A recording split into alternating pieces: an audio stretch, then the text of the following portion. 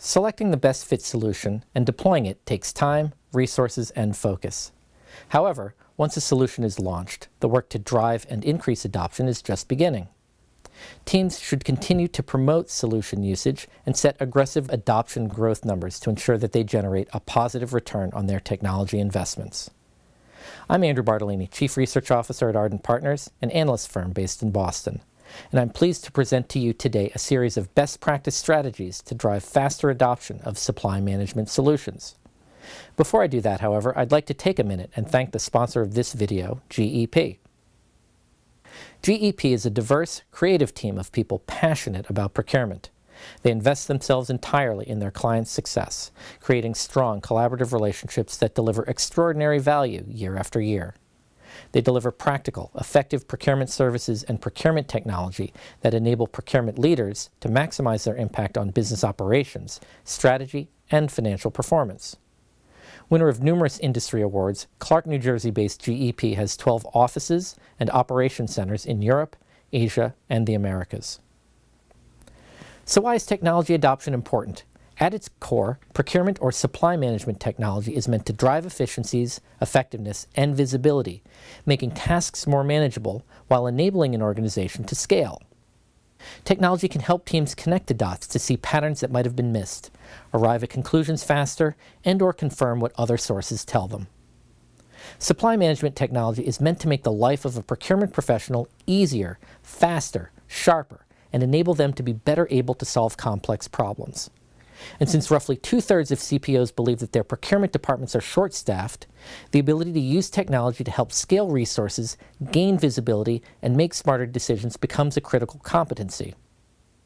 Over the past decade, supply management solutions have become more affordable, more usable, and easier to deploy. The procurement teams that are successful in deploying solutions and driving user adoption see, on average, more compelling returns than other functional teams do from their technology investments.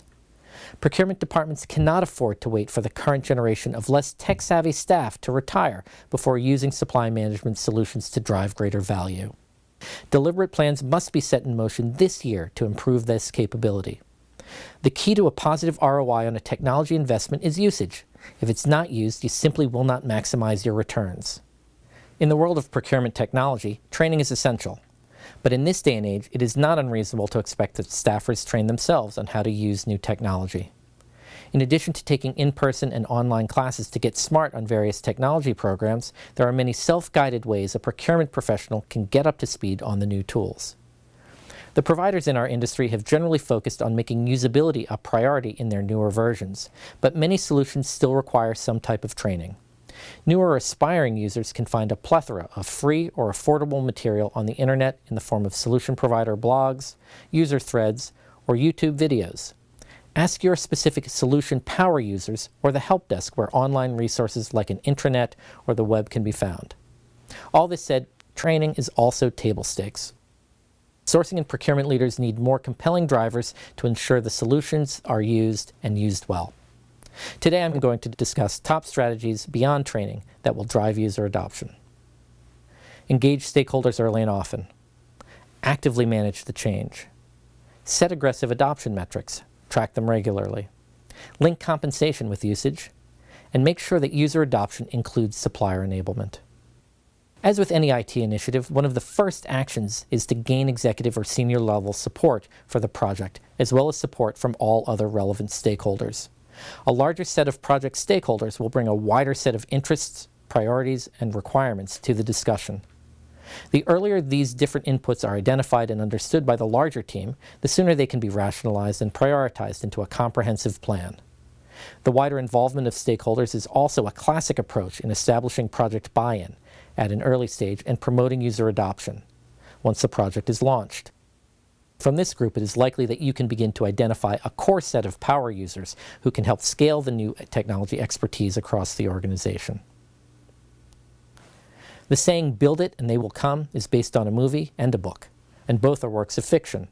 This saying simply does not apply to the world of enterprise technology. Procurement leaders must understand that every new technology initiative is at its core a change management project. Now, many project teams will say, "This isn't change, we're just mapping the offline process to the new tool."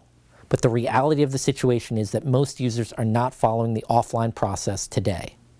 New solutions inevitably expose this fact.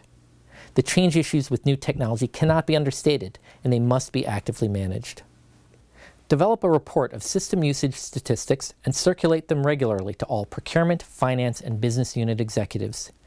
Even the most arrogant professionals try to avoid being on high-profile negative lists. Reward the heavy users, engage those that are not, and provide support for everyone else along the way. Mandates are a great way to drive initial user adoption, particularly when they are backed with a compelling rationale for usage.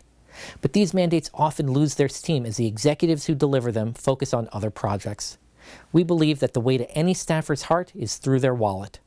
Linking bonuses to system usage is a surefire way to show how important the automation project is, and it incentivizes the staff to use the solution frequently enough to become competent users, if not experts.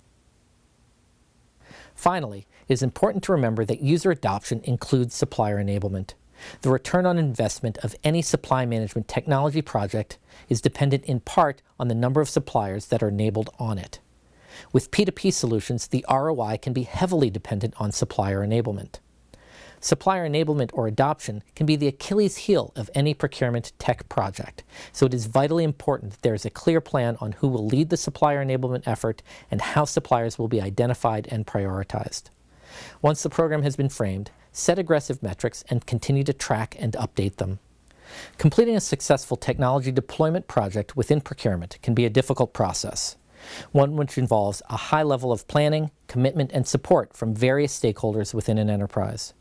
But given the savings, process efficiency, and visibility that a successful supply management automation project can deliver, the effort is well worth it.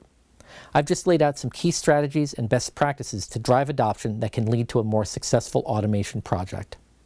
Now, above all else, it is important to note that as with any automation initiative, the key is gaining stakeholder and executive support, establishing a detailed project plan, and maintaining a strong focus on executing it.